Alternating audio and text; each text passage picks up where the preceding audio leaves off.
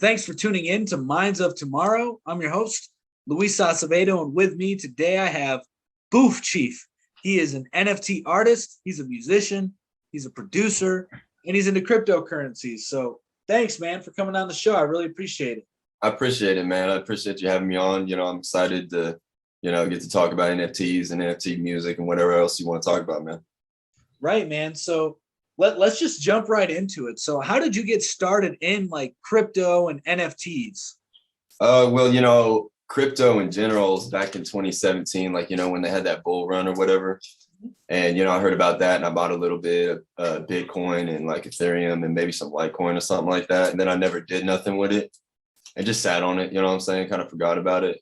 And then recently I got back on Twitter, and I didn't get back on Twitter for the NFTs, but when I got back on Twitter, I started seeing stuff about NFTs. And I think I saw something about Beeple or the CryptoPunks or something like that. And that's where I initially learned about it. From there, I just started researching and watching YouTube videos and trying to figure out how to do it myself. Because, I'm an artist as well. And I'm trying to, get my art out there and, have success with my art as well. And so that's where it started for me. Gotcha. Yeah, man. Same for me as far as crypto goes. So like I got in the crypto space like in 2016. I remember watching a Bitcoin documentary that was on Netflix, and like it instantly clicked for me that this was like the new thing. It just made sense to me that cryptocurrencies would become a, prominent thing in our society. But I didn't actually start investing, I think, until like 2017. And much like yourself, I had Bitcoin, I had Ethereum, and I was a big Litecoin fan for a time, right? But then you find out that Charlie Lee dumped his whole bag on the Litecoin community. And I was like, shit, maybe I shouldn't be in Litecoin anymore, right? Right. And, but yeah, so like I had a similar experience in the introduction of crypto that way. And then, like with NFTs though, I think there's a lot of potential when it comes to artists. They're able to sort of, circumvent the traditional industry where you have to go through a record label. I mean, it was already kind of going that way, right? Like Russ, Chance the Rapper. These are big name Lots artists. of independent artists, not signing deals and just keeping it all themselves. Exactly, dude. That's right. And so I think NFTs are going to encourage that a lot. So you discovered NFTs with like Beeple and CryptoPunks, but when did you actually start making NFTs? Oh, it was like, I think it was in February of earlier this year. Yeah, I was just trying to figure it out. I think I dropped NFTs on like mintable.com, and it didn't cost anything to mint them. I don't think I even minted them. I'm not even sure, but it failed miserably. But I learned a lot, what I'm saying? That's the good thing, is that I learned a lot. I met some cool people, I made a bunch of friends and stuff. And so it's like, nothing ventured, nothing gained or whatever, what I'm saying? You got to go out there and you got to learn, you got to make mistakes and shit and to find out what's going to work, what I'm saying? You can't just give up when your first idea doesn't work, what I'm saying? You got to keep trying, you got to learn. Right. And so, yeah. Yeah, no, you're absolutely right, man. Like I couldn't resonate with that more, dude, because I think about like with podcast or YouTube or even NFTs, like I've had a bunch of YouTube like not a bunch, but I've had a couple YouTube channels, not very successful. This one appears to be becoming more successful, and then same with NFTs. Actually, I've actually made my own NFTs as well. And the first NFTs I made were on Rarible, and I didn't sell anything on Rarible, dude. I paid like a dummy, dude. I paid like $200. Yeah. and nobody bought it. Nobody bought it. So it's like I was out $200. But as I was doing it, I saw the cost, and I was looking at my wife, and I was like, I'm about to drop $200 to mint an NFT, and it might not sell. I just want to get the experience, It's different if you're just like buying NFTs than as opposed to if you're making them. And I'm the kind of person that wants to understand like the inner mechanisms, like what actually makes the wheel turn, And so that's why I started making them. And plus I'm also an artist myself. I rap, I write poetry, I write short stories and stuff like that. So I decided to start putting my poetry out in NFTs. I Yeah. thought it would be a cool avenue to go. But then Ethereum, the gas fees are ridiculous, dude. The gas fees are Right. ridiculous. And I'm actually really happy I found Tezos. You know, that's actually how I found your work is through I what is it, HCN? Uh, Hen, And Hick yes. at New. Yep. Yeah. That's where I found your work Mhm. because I was just like browsing there and I'm like, Tezos costs like $5, $4 for one, and Yeah. the gas fees are non-existent pretty much. It's like less than 10 cents, I swear, something like 20 Right. cents. I don't even think it's even that, you know. I've never even done the math because it's so small. Like I don't even care. I don't Yeah, even you don't care to even do think the math. about it. Yeah, you know what I'm saying? Like, so maybe if So Tezos goes up, then it'll be more expensive. But for now, that shit is cheap. super cheap. And maybe not. I mean, like maybe it'll only go up if people are like actually using the blockchain more. So Right. we'll see. You know, I've been seeing a lot of people talk about Tezos potentially having a breakout in the future, but we'll see. I mean, I think the artwork on Tezos is very underrated as well. Like I Mhm. said, you know, I found your work and not only did I purchase your she sells NFTs, but then your watches, dude, because I was on a big watch kick for a while. Like I was watching Yeah. like producer Michael, Roman. I love that. Dude, that's Yes, my dude. favorite guy. I watch Dude. him too. He's funny, bro. Yeah, he is. I He love to is. watch videos. Me too, man. Like, you know, they're super cool. So when I saw your watch artwork, I was like, I got to get a couple of those. Yeah, So how'd dude. you start doing that? How'd you start getting into like the watches and stuff? Well, you know, like it's just, you know, things that I'm interested in, you know, it's kind of, I was sitting there, I was making art, just animations, just trying to appeal to people that buy NFTs when I first got in. And, you know, it was kind of working. I made some kind of cartoon style NFTs that were pretty cool and people liked it. But then I kind of fell off on it. I got kind of bored of it. And I was like, man, I want to try something new. I need to come up. I'm thinking like, what do people want? You know what I'm saying? I'm thinking of things that people want, you know what I mean? And I'm thinking like, man, I want a nice watch, you know what I'm saying? And I'm looking at my watch. It's not a nice one, but it's a cool looking one. And you know, I've had this watch for a long time and I treasure it, you know what I'm saying? And so like I'm gonna make an NFT watch. You know what I'm saying? It's beautiful, you know what I'm saying? And people already recognize it, you know what I'm saying? And it just, you know, that's where I got the idea. And you know, I put my own little twist into it, made it my own little unique style of art, you know what I'm saying? And so uh yeah, I did that just trying to try something new, you know what I'm saying? Just saying like, you know, I got to try something completely new from just like cartoons and anime. I'm going to try like appealing to luxury people. You know what I'm saying? People that got money is what I think. I was like, I'm going to appeal to those kind of people, you know what I'm saying? Right. Yeah, You know? man. The artwork is really, really cool. So like what do you use to make the watches and how long does it take you to like make a watch? I only use canva.com and it's free. Okay. Yeah, it takes me, you know, depending on how complicated a watch is, it sometimes it'll take me like an afternoon to make a simple one that's not very complicated. But if I make one that's like an open work skeleton one, that won't take a couple days or a week or so because you gotta really look at it. If you want it to look like what you're referencing, you know what I'm saying? You really gotta like I would compare it to trying to put together like a model airplane. You know what I'm saying? Because you got all these little tiny parts, and you're trying to make them fit exactly. It's not like abstract where it doesn't matter. There's no wrong answer. With this, you want it to like be everything aligned, and you want it to be, you know, it's like OCD. You know what I'm saying? You Right. want it to be perfect. You want it to be flawless, and so it's a challenge, but you know, it's satisfying. So I'm gonna have to make some more of those here in the future, and You know, one of your pieces that I've saw, it looks a lot like the I don't know if it's I want to say it's the like a rainbow Daytona, but I yeah. think that's not right.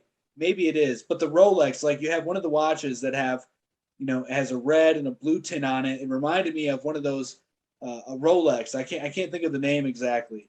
But like so do you like so are you a big watch guy then? And then as you're like watching videos on timepieces, you then get inspiration to make them, or like how does that work? Exactly. You know, like it's just like I said, it came out of like my own interests and stuff. And I'm not, you know, I don't have a lot of watches. I've only got a handful, and they're none of them are expensive. but I'd like to own an expensive watch. And I was also thinking about the aspect that some people like to invest in watches as investments, you know, just Right. people buy Rolexes because they go up in value over time. And so I think I've tried just, you know, I wanted to have that. I think people would keep that same logic over NFT art of, you know, watches and stuff like that, because they would have the same emotional attachment to it because it's beautiful like a watch, you know what I'm saying?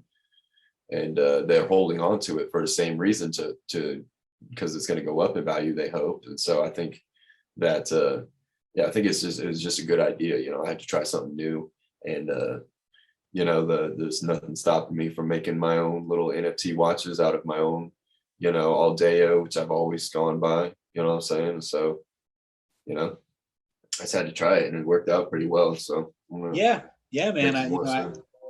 I follow you on Twitter, and I see that you're making sales pretty often. So that's what's up, man. Now, I think it's pretty hard for a lot of people in the NFT space to make consistent sales. You know, you see a lot of these big sales that take place on the Ethereum blockchain, but you know, the way I look at it is like places like Solana and Tezos are going to be building are going to allow, you know, artists that aren't really well known to build up their audience, to build up some funds, to then get onto bigger platforms like Ethereum. Right. Exactly. That's true. That's definitely true. Because like you said, you see me selling a lot of NFTs, but I'm not making a lot of money, you know, because I sell them cheap, but I'm getting them out there. I'm really happy that I'm able to get them out there because I feel like we're early, and getting them out there is one important thing you can do. Like, even if you're not making a bunch of money, you know what I'm saying? Just making your market history right now is kind of important. You know what I'm saying? It's not I wouldn't say it's as important as like not rushing your art out. You don't want to rush your art out and then your art's not what you envisioned it, and it doesn't sell because you were too worried about getting out early. You know what I'm saying? So I would just say find the balance between you know, getting your work out fast and getting it done right the way you want it to. You know, Right. find the balance so you don't you know, you don't miss out on opportunities. You just got to work hard. You know, that's the only remedy. So yeah, no, you're absolutely right, man. And consistency is so important. You know, like I think about, you know, Russ right now is probably my favorite rapper. Are you familiar with Russ? yeah, I've heard of him. Yeah, I don't really listen to him, but yeah, I definitely know, and yeah, I definitely respect what he's doing. He's getting money. He's independent, right? Yep. He's getting a lot of money because I hear his name everywhere. Yeah, Yeah, man. So like he's been what I around was too. getting at, what was that? I say he's been around. He's been doing it for a while too. Yeah, he has. That's actually what I was getting on, because like what you were touching on is that, you know, you're getting your portfolio out there, right? You're showing all the work that you're doing, and you're doing it consistently. And when I think about Russ, I'm like, that dude has been making music, at least like making music videos and recording songs for at least 12 years. And he didn't really pop off until like the last 4 years. Right. And so if you think about it, that dude had to do a lot of work to just get to where he's at today. And so I feel like a lot of people don't pay attention to that. Like what you're doing right now, like who knows? Maybe in 4 years, you're gonna be like known as the watch dude for NFTs and known for the raps on NFTs, right? That's what I'm really working hard on this shit, so it's gonna be like that. You know what I'm saying? Like, to me, writing these NFT songs is really easy now. You know what I'm saying? I just need to get this shit into like a factory line type Right. things where I can just pump these things out and their quality and they're on point. You know what I'm saying? And I'm not, you know, so there's, you know, the music that I made before I started making NFT raps, you know, I wouldn't want to put it in an NFT. You know what I'm saying? And so you got to kind of you know, it's a niche right now, and in the future I think it's going to get bigger as NFTs grow. The niche is going to turn into mainstream. You know what I'm saying? Yeah. And like these songs that I'm making that are NFT themed, people are going to like treasure them because they're just rare. You know what I'm saying? Like, and people are going to relate to them, but they're not going to have any music, anything else out there that they can really relate to the lyrics. You know what I'm saying? Like, bro, this dude, they're going to be going through it with the NFT shit and like trying to sell their NFTs and fall in love with girls and whatever and shit. and they're gonna be listening to my music and be like, bro, he already been through it. You know what I'm saying? Like, bro, he knows, okay, so this is the anthem, you know what I'm saying? Like, this is, you know, that's what I'm trying to do, so that people have something to listen to while they're going through their NFT journey, you know what I'm saying? Right. And so I'm just trying to like catalog what I'm going through, just tell jokes and shit, make it funny and make it happy, make it upbeat, make it uplifting, make it, you know, build people's confidence with the music and stuff, you know, like I tried writing a song and it came out too sad. You know, I was talking about NFTs, but it came out too sad and too honest and shit. And so I'm like, man, scrap this. You know what I'm saying? It's going in the vault. I'll put that down later. Right now, I need music that's happy and builds people's confidence, because a lot of people are in this NFT shit and they're down and out that their NFT hasn't sold, or, you know what I'm saying? And there's all sorts of emotions that are going on. And so you got to just, you know, there's a lot of things you can say about it. You know what I'm saying? There's a lot of ways you can uplift people. And I don't know, I'm just coming up with new things every day to say, you know what I mean? Yeah, man, that's awesome. And I like the approach that you're taking as far as the music you're putting out. And it makes a lot of sense with what you just said there, that you want to, because it's so new, you don't, you want to instill confidence and joy in people as they're learning about NFTs. Although NFTs, you know, debatably they've been out since like 2015, 2014, if you go all the way back to like the rare Pepes, right? But Right. most people are only hearing about NFTs as of, you know, this past year. Right. You know, that's where we get the most you know, the most adoption that's taking place is this year. And you are right, dude. A lot of people do get discouraged when their NFTs don't sell, or if they get into a project that they hoped would do well and it doesn't do well. Like, so That's another one. Exactly. So there's a lot of things going on in the market right now, and it's not anything new to anybody who's actually been in crypto for some time, because you kind of see the similar patterns. Like, you know, the 2016, 2017 for crypto, I think it's pretty similar to what's taking place with NFTs right now.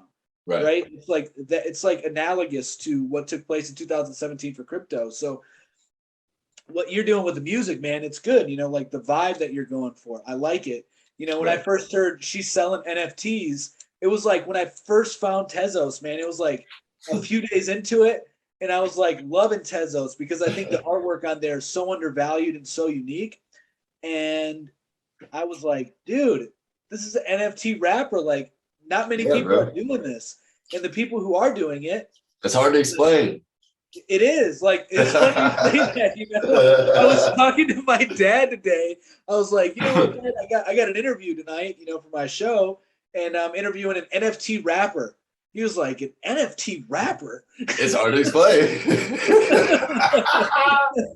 I was like, all right, let me try to explain this. That's funny, bro. So how long have you been making music, man? Bro, I don't even know where to start counting, because, you know, my dad, he was doing music my whole life. You know, he was in a cover band, and they would have band practice at our house every week. And so I was always around the music and shit. I think I got my first guitar when I was like 10. And so like, I guess that's when I'll start counting. So maybe like 16 years. But I've always been like, you know, around music and instruments and stuff, and just, you know, doing stuff like that. And so about 16 years, say, give or take. But it was mostly just instruments early on and stuff like that. And so later on, I got into producing. I think I was like maybe in middle school. No, I was in high school. Okay. I think I was halfway through high school when I started making beats and stuff like that. So. And you make all your beats, right, for the NFT songs? Yeah. Damn, dude, that's you got a lot of talent then. So you write your own lyrics, you produce your own beats, and now the animations that take place throughout the videos, do you do that as well? Yeah. Wow, man, that's impressive. It takes a long time. It takes a while for me to do it, but that's why I'm trying to get this shit down to where I can. I'm about to try and record maybe 3 songs at once, right, and then produce all 3 of those songs, and then make the animations for all 3 of those songs. I'm gonna do them all at once, you know what I'm saying? Trying to, Well, at least no. Actually, I'm only gonna be doing that for one of them. I gotta record 3 songs, but only one of them I'm gonna be doing the animations for. But if I had to do animations for all 3 of them, that's how I do it, just in an assembly line. You know what I'm saying? Like, because Yeah. if I'm trying to jump back and forth between all these things, I'm gonna get so scatterbrained, and I'm gonna wind up just doing nothing. You know what I'm saying? And so I gotta organize my thoughts and shit and make this shit into like a fucking assembly line and learn from the last time that I did it. I gotta learn from it and just find ways to do it more efficiently and better, you know what I'm saying, without taking up so much time, because time is of the essence right now, if you ask me, because you know the iron's hot, everyone's trying to get the NFTs out there while it's early, and I'm trying to do the same thing, you know. So Yeah, man. I'm working hard. Yeah, no, I see that. Like I had no clue that you had new songs out until the other day. I saw that you had a pin tweet for one of your newer songs. Show Me. Is it Show Yeah. Me? Yeah. Yeah. Yeah, man. Like it's awesome, like what you're doing. I really do appreciate it. Now, do you think that more artists will be doing NFTs for, singles or albums? Do you think this is going to be something that takes off? I do think so, bro. I mean, I have no idea what it's all going to look like, but I think, like, I mean, you keep seeing celebrities getting into the NFTs, and every celebrity that gets into the NFTs, their followers get into it, and then those people that get into it, they teach people. I mean, I've taught like 3 of my friends how to make NFTs myself, and so they're going to eventually probably teach. I mean, some people, it's not for them, and they don't really get that involved in it, but I think it's just going to keep spreading around. You know what I'm saying? Because I mean, I'm having fun with it. I think other people are going to keep having fun with it. I think they just see someone. The thing that's keeping people away from it right now is they probably see someone they don't like doing it, and they're like, man, forget about that. That person, I don't like them, so I'm not going to do it. But they're missing out on opportunities. Like, forget about what that one person is doing. Like, it don't matter. There's opportunities for you too. I think there's just a lot of shit they think that it doesn't make sense too. That they can't see, or they can't touch what they're buying, and they can't see what they're spending and shit like that. You know what I mean? So I think people just gotta. And I called my friend earlier today just to tell him I was coming to see him, and he's like, man, I can't buy none of your pictures right now. He's walking out of McDonald's, man. He's walking out of McDonald's, and I'm just like, oh man, because I felt bad and shit, because he's obviously fucked up, and he's fucked up that I'm selling pictures, but he's not a hater. You know what I'm saying? And so, I'm telling him I'm coming to see him. That's what I was calling about, telling him I'm coming to see him. But I tried to tell him, like, hey, I'll tell you how to make these NFTs and I'll help you with it, bro. He's like, I don't even got a computer. I don't even got nothing. You know what I'm saying? Like, I don't got nothing to start with. And so, this shit's just it's gonna probably be a while before everyone gets on it, because not everybody even has a computer, bro. You know what I'm saying? A lot of people don't even have computers, and that's like the first thing you need to get involved with any of this shit. You know what I'm saying? Like, I mean, you could do some of this stuff on your iPhone, but if you really want to get serious about NFTs, I mean, you probably ought to have a fucking computer. You know what I mean? Right. You're absolutely right, and that's a good point.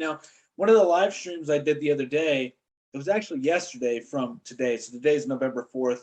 So if you're watching this later on, which you will be, November 4th is when we recorded it. So yesterday, November 3rd, is when I did the live stream, and we were actually talking about tech poverty, how there's a lot of people who don't even know how to really use the internet properly. Right. So you have this big hurdle to overcome before I think we get mass adoption. Right. You're right. Yeah, definitely. And yeah, you're exactly right, man. He was saying, like, I told him, like, he said he don't have a computer, and he said, I don't even really know how to use it. I don't even know how to do that internet stuff. And so, like, I mean, I respect that, man, because I done made money out in real life too before all this internet stuff. You know what I mean? I was making money in real life, and so I respect that. You know what I'm saying? I can see, I've been on both sides of the coin. It's not like I only make money on the internet. You know what I'm saying? And so I respect that. You know what I'm saying? So, but yeah, that's some people just, it's gonna be a while for everyone gets on to NFTs. Yeah, you know what I mean? yeah, I'm with you there, man. So what are your thoughts on the whole metaverse? Like NFTs being incorporated in the metaverse, and you I don't even know what the hell that is. What's that? You got to tell me what the hell that is, because I didn't even look that up or nothing, bro. Okay, fair enough, I'm here for the memes. I don't even know what the hell that is. I don't know. A lot of people are just here for the memes. So the metaverse is, you're familiar with virtual reality? Right. Yeah. Yeah. So the metaverse is just basically that on steroids. So where like it's the new social media. So like how you hang out on Twitter, as opposed to that, you'll be hanging out in the metaverse, right? So like you'll put on some goggles, some shit like that, right? Hello. Right. Have you ever seen Ready Player One? You say what? Have you ever seen Ready Player One? Oh, maybe. I can't remember what it. If I had, I don't remember. Gotcha. Yeah. So it's a movie about the metaverse, pretty much. This dude is a gamer. He's trying to win this a game that the owner or the creator of the game put in place at his death, and whoever wins the game gets control over the Oasis, which was the name of the metaverse. So basically, what people are thinking the metaverse, you'll be able to like have jobs in virtual reality. You'll be able to have fun, make friends. Like there's this really interesting podcast that takes place in virtual reality. I would not want a virtual job. I would not want to work there, bro. You'd be in the virtual metaverse. You'd be cooking fries at the virtual McDonald's. Well, dude, you kind of do have a virtual job right now, don't you? I mean, yeah, but come on, man. That'd be weird though. Putting on goggles and you really got to pretend you're at work, like right, or something like that. That'd be fucking weird, bro. No, I agree with you. It would be really weird. But I think people are going to really enjoy it when it does come out. But like I was saying, the dude who runs this podcast, it's called Simulation Nation, and the host name is Johnny Android. So it's like this, pseudonym he came up with to do the show, and he has live shows in virtual reality. Yeah, like he has an actual guest that are in virtual reality as well. He has a live audience that all have their imagine that, dude. His live audience has a bunch of VR goggles on and they're just like sitting in their living room. Dude, this shit's getting weird, bro. Like that shit's cool, though. Shit is getting crazy. I'd be down for that, like fuck it. This shit is getting weird, the future is crazy. It is, man, it is. And I tend to think that your work is somewhat futuristic. I mean, it is futuristic. I mean, how many people are doing NFT albums, NFT songs? Not many. Like Tory Lanez. Yeah. He came out with some NFT album, and I was retarded, and I bought like $100 worth of it because it was only $1, and I was like, who knows? Maybe this will be a pump and dump. Like what happened? Oh, dude, nobody paid $2. So you bought it for $1. I have seen nobody sell it for $2. But it's like going down. Is it Tory stocks going down? Right, dude. Like I'm sitting on 150 copies of Tory Lanez NFT album. Imagine if you had that sitting in your house. There's 150 copies right. of Tory Lanez. That'd be funny. That's the equivalent in real life. Right. So yeah, man. But how do you find the people that you collaborate with for your NFT stuff? For the Octane song, I already had his feature, and Murcielago, I know her in person, and we was already working on music. Like about the time I started making NFTs, we started working on music, and so yeah, I fucking had an open verse on that song and just asked her to get on it. And that's pretty much all the collabs I've done so far on NFT music. But I'd be trying to find people to work with, man. But my style is different. You know what I'm saying? So it's hard to find people that I feel like would really sound right. I'm not hating on anybody, but I'm looking for people. You know what I'm saying? I'm not hating on, but I'm always trying to find people sound different, sound right on different songs. You know what I'm saying? And so I'm finding the right people. You know what I'm saying? I'm bookmarking people, keeping tabs on people so that when I got the right song for them, I can hit them up, see if they want on it and shit. And so, but I haven't done too many collabs so far. You know what I'm saying? Besides that Octane Murcielago. Yeah. So do you plan on actually making an album to like sell at some point, or are you just going to keep doing like the singles? I don't know. I feel like the singles keep people's attention, and keeps people on edge, you know what I'm saying? And plus it would take me a long ass fucking time to make a whole NFT album with the way I've been doing the cover art. You know what I'm saying? Because I don't want to go back and just put out like a picture with the music. You know what I'm saying? The animation is what's making it next level. You know what I'm saying? And the fact that it's about NFTs and shit. And so I'm trying to make it next level on every level. You know what I'm saying? And so an album would just take me a long time. Like unless I can get someone else to help me with this shit, you know what I'm saying? To make the animations at least. You know what I'm saying? Then I'll probably do an album. But for now, like I gotta just finish what's on my plate, you know what I'm saying? Because my process takes a while, you know what I'm saying? It's slow. And if I do a whole album, shit's gonna take forever. You know what I mean? Yeah. And No, I can do a whole album. I can do a whole album, you know. So I've done that before. I'll go in the booth and I'll just freestyle like 5 songs. But when you're talking about NFT rap, it's different. You want to think of something good. You know, you can't just say any random vulgar ass thing. You know, you're talking to smart people with money, you know. So you want to give them something to laugh about, you know. So you want to give them some money jokes and stuff like that. You know what I mean? Like humor that appeals to people that are in cryptocurrency. And it's kind of hard. It's a niche, you know what I'm saying? And so you gotta it's hard to freestyle that shit. I can imagine, man. Like, because that's one thing I was thinking about too. I was like, how different is it to like record and write a rap for a NFT audience as opposed to just like the general population? Like that's challenging. It sounds like. Well, I mean, man, I listen to all types of different music and shit. You know what I mean? And I know after listening to so much music, you can know when you can look at yourself from like a third person type of view and say, this ain't good. You know what I'm saying? I'm looking outside of my ego and, you know, I'm proud of this, but it's not what people are wanting. You know, it's bigger than me. It's okay. It's, you know, I might've gotten what I said off my mind, but this is about me. It's not about people in general. And it's not bigger than me. You know what I'm saying? So you got to make it about something that people will relate to, and it's just got to sound good too, you know what I'm saying? It's got to be linguistic.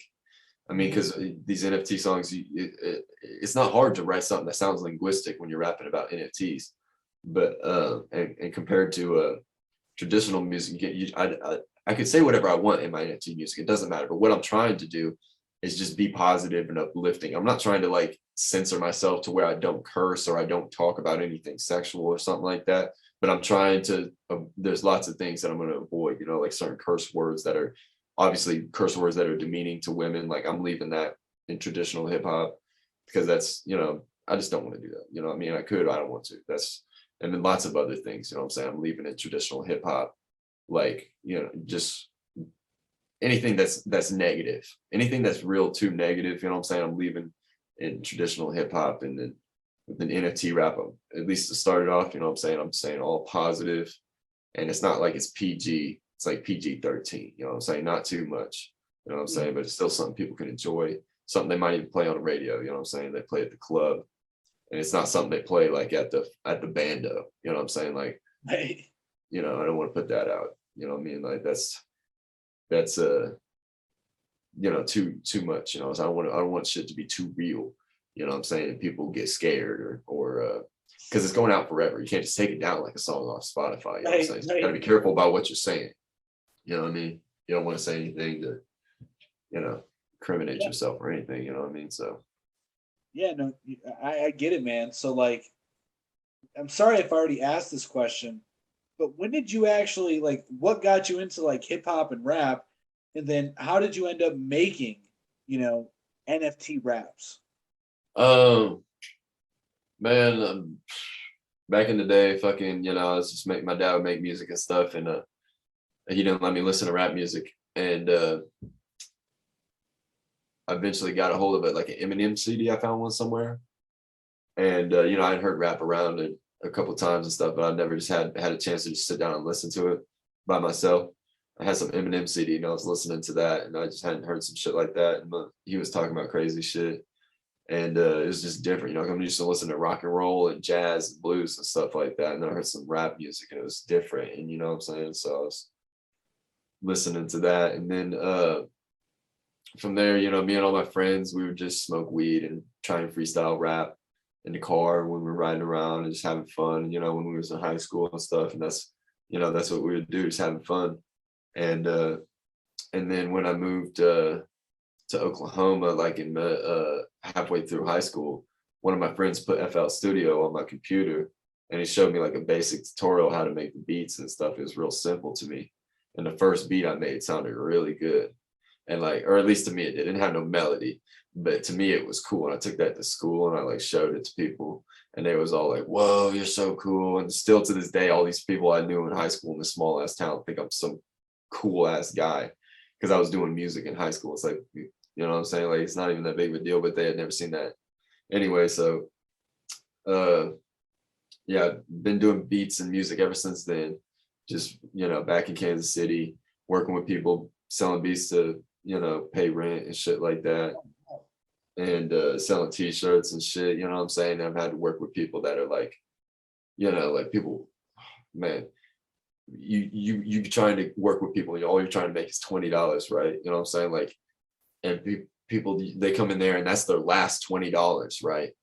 And they just don't want to give it to you, you know what I'm saying? And people, they come in and they just come, sometimes they come drugged out, sometimes they come up with guns, and they come with all types of shit, bro, you know what I'm saying? And it's just like, it's good to get away from that shit, you know what I'm saying? Because like, you know, like that's what I had to do to get some money back then, you know. And people, you had to, when you're trying to record people with this hip hop, this trap music, or you're in an area where people don't like to spend a lot of money, like people will they'll try and weasel their way out of paying you for like $20 over some hard work, you know what I'm saying? And so it just becomes real hard. And then you gotta either squeeze it out of them or go without it, you know what I'm saying? You got to hold that music from them. You got to, you know, like, you know, I'm not sending you the email until I get that 20 Right. or whatever, you know what I'm saying? Like, you gotta get smart about it, because people will swindle you out of little petty ass amounts of money that you need, you know what I'm saying? And that's, you know, that's the type of shit I come from with the producer shit, you know what I mean? Like, shit I had to do. That's where my sound comes from, is working with people that want me to make a beat real fast. And you know, people getting angry at me because I'm not working fast enough, you know what I'm saying? And people with guns getting angry because I'm not working fast enough and shit. And so I just gotta throw some shit, put it together as fast as I can, make people happy, you know. And when they hear that 808 and that shit goes off, motherfuckers just chill out, you know what I'm saying? They relax, you know.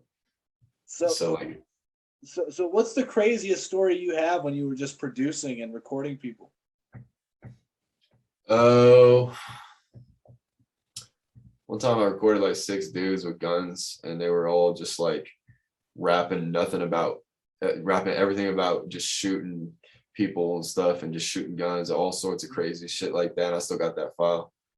That was pretty crazy. But then another time I was working with some dude, and this dude had kept bringing his gun in my house, and I had asked him not to bring it no more, just leave it in the car or at home. And he said, sure, whatever he said, I don't remember. But then we fucking we're in the studio, we're having fun, right? And we're just chilling, and we're working, and all of a sudden this thud on the floor, right? And it's his gun, and he snuck it in my house, bro. And I'm just like, you know, it's like a tense situation, you know what I'm saying? We just chill, and then he picks it up, and you know, he wants me to see it. You know, this story ain't that crazy, but like, you know, he wants me to see it. He wants me to hold his gun, and I'm just like, you know, it's the gun I told him not to bring in here no more. Right. But they insist on bringing their guns, because I mean, that's the way they live. You know, they want to have the guns with them all the time. That's how they be living. You know, it's how people be living when they're rapping and in the hood and trying to do it like that. You know what I'm saying? They gotta have their gun, and I don't knock them for it, but I just ask them to leave it at home. Right. And so he's asking me to look at his gun. So I look at his gun to make him happy. I examine it, and then I wipe my fingerprints off, because I don't want my fingerprints on a gun. Right. That's the first thing I thought about when you said that. I was like, I'd wipe my fingerprints right away. Yeah, I wipe my fingerprints off, and he gets upset about that too. He's a little offended. He's like, oh no, it's good. It's legal. It's legal. I'm just like, I don't care, bro. Like, I don't know what the fuck you're doing with that gun. Yeah, I don't know. You know what I'm saying? If it's legal, you can still do something illegal with it. Right. know what I'm saying? So like I ain't hating on nobody, like I said, like, but you know, there's all types of crazy shit. I mean, like I lived my whole life in the studio, you know what I'm saying? Like I used to have my bed up against this wall in this room and my desk on that wall. And when I would go to sleep, I would fold my bed up from down from the wall and sleep. And then I fold it back up in the morning and go back to work in the studio, you know what I'm saying? So like all types of crazy shit has happened in the studio for me. But like, you So know, you stay in the studio. yeah, I mean, not no more. I got my own bedroom now. I own this house now, but yeah, I mean, I've been in the studio a long fucking time. You know what I'm saying? It's damn near all I do. You know what I mean? Yeah, man. That's what's up. You know, you have a lot of dedication to this stuff then, man. You have a true passion for it, and that's awesome. No doubt. And so so you were making music. I mean, you were making money off of your music even before you got into NFTs. Well, not really, man. You know, I had it on streaming services.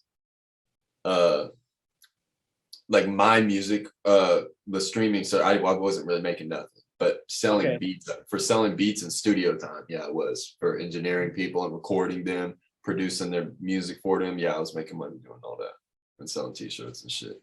Yeah. So did people come to you because they knew you could make beats, or like did you start Exactly. promoting your beats like, hey, I can make beats for you? Yeah, no, they just come to me. It's mostly repeat customers and just referrals and stuff like that. For a while, I was getting on the internet and just stealing customers from this local studio. You know, they had a Twitter account. They post everybody they're working with, and I would just go there and I'd follow those people and be like, hey, you know, your first studio session is free with me. You know what I'm saying? Just to get them in here to work with me and just Right. show them how much more fun it is to be able to, you know, chill, actually relax in the studio instead of being at like $40 an hour, 2 hour minimum. And then they got to get the hell out with whatever, you know, is done. And, you know, with my studio, I'll charge them like by the song. And then when they leave, I'll keep working and finish that shit, send it to them tomorrow or some shit, you know, when it's all done, you know, like I owe them a finished song once they paid me, you know, so I do my shit differently, you know what I'm saying? I don't Right. do it by the time or by the hour, like I do it by the song, you know what I'm saying? And so it's a little different. Some people like that, some people don't. Most people like it because like, yeah, it turns out a lot better when I spend a lot of time after they leave to mix it and post produce the beat and master it, all that shit that they usually don't get at the studio where they pay by the hour. They pretty much have to tell the engineer everything they want done. I mean, I've been to the studio before and the engineer don't do nothing unless you tell them to, and you don't know shit about mixing or composing. You're just a rapper. When you're an engineer, you need to just take people's raw vocals. It can be, I mean, like it don't even got to sound that good. You know what I'm saying? But you got to be able to take that and really polish it into something beautiful. You know what I'm saying? You got to be able to take that and like someone's raw vocals that are like a good song, you know what I'm saying? But just a raw vocal, it's like a rough diamond, you know what I'm saying? You got to take that, you take it into the studio, and that's the wheel where you spin it and you grind it down and you shape it and you make it and you polish it and you make it right and you shape it, you know what I'm saying? And so that's what you got to be able to do with people, because people come in here and you might think they're just untalented or they might sound untalented, but you have to be able to recognize when something, you know what I'm saying, you got to have an idea for what you could do with people, you know what I'm saying? Like Right. everyone's got potential with the shit. Like you could say one fucking word into the mic and we can make that a whole song. Panda, panda, panda, panda, Exactly. You know panda. what I'm saying? We could say one sentence and make that a whole song, but you got to be able to produce that. Can you produce that? Or is it just going to be like a kick and a clap and a kick and a clap? Or is it going to be a whole fucking song? Because you can have them saying the same thing the whole song, but the beat's got to be changing. You know what I'm saying? So it's all the way up to the producer. You know what I'm saying? Like producers can do anything. You know what I'm saying? With the music, you know what I mean? It's infinite possibilities. Yeah, you know, I never really thought about that. So, like, as I mentioned before, I have, you know, made songs. I used to rap all the time, dude. I loved it. Like, I would come home from school from like 8 years old all the way to like my senior year in high school, and I would write like like 2 or 3 raps a day, dude. I'm talking 16-part verses in a Yeah. chorus. I would have, you know, like 3 verses, 2 chorus, and then I would end up filing them in like little folders and like write like how I wanted the mixtape to like go in order, like the name of the I did that songs, shit too, bro. one through yeah, dude. So like I was obsessed with it, but I never thought about the producing side of it because that was never me. Like I was just really good at writing lyrics, flowing to the beat. But as far as like my parents one year, they had gotten me a beat making machine. Right. That shit was not for me, dude. It was not like some You people can can just figure like it out. pick up It on was like an making. analog one. Yeah, it was an analog drum pad. Uh, I don't know. Like it had it was a keyboard. It had the mixer Oh, had a switch keyboard at on the it. top, and then it had the drum. You know the drum pads on the side.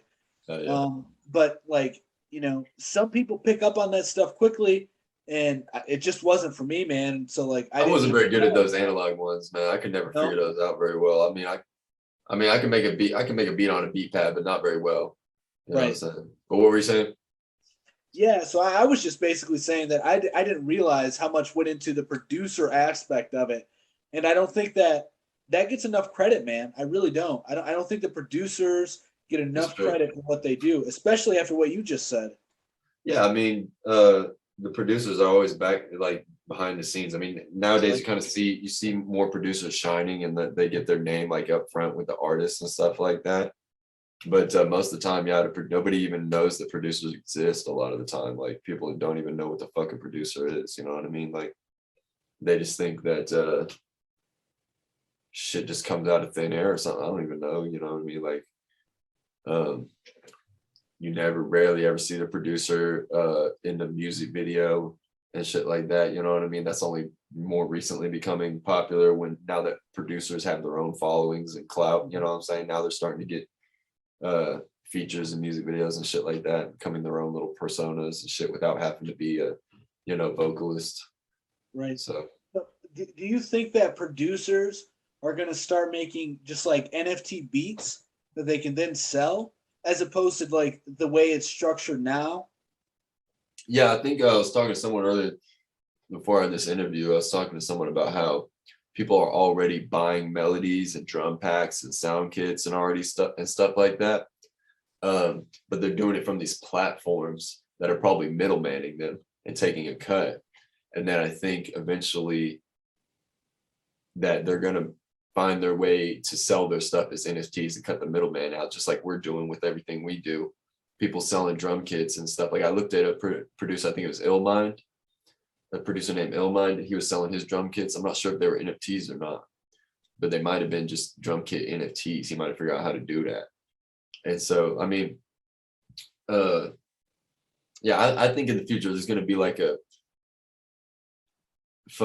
sound kit website that sells NFT sounds, like melodies as NFTs, right? And maybe it'll be like only a couple editions of it, or just one edition of each, and so you're getting the only one, and or something like that, and you get the royalties, you get to keep the rights to it, type shit. I mean, just like they do normal, just like they're already doing it, but just put it through NFTs instead, and cut out Right. these middlemen.